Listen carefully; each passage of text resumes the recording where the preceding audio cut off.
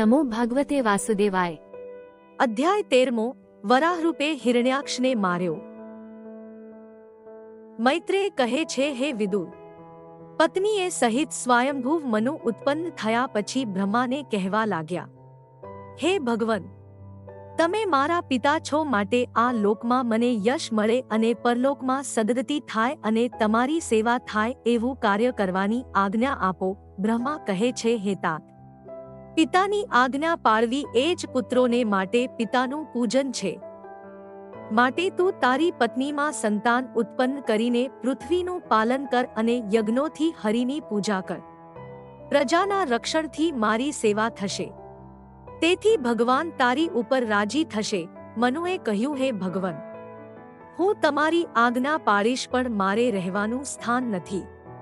જે પૃથ્વી છે તે તો જળમાં છે, તેને ઉપર લાવવાનો ઉપાય કરો।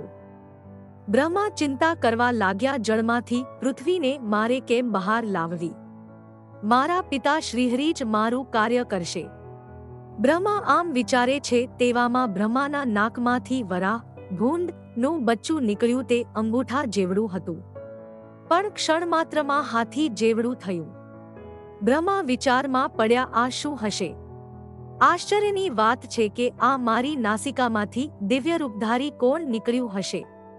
ભગવાન તો નહીં હોય ને? આમ વિચાર કરે છે તેવામાં વરાહ ગર્જના કરવા લાગ્યા અને ઉત્ક્ષિપ્તવાલા ખચર કઠોર સટાવિધુન્વન ખરોમ શત્વક ખુરાહતાભ્ર સિદ્ધદંષ્ટ્ર ઈક્ષા જ્યોતિર્બભાસે ભગવાન મહિગ્રહ।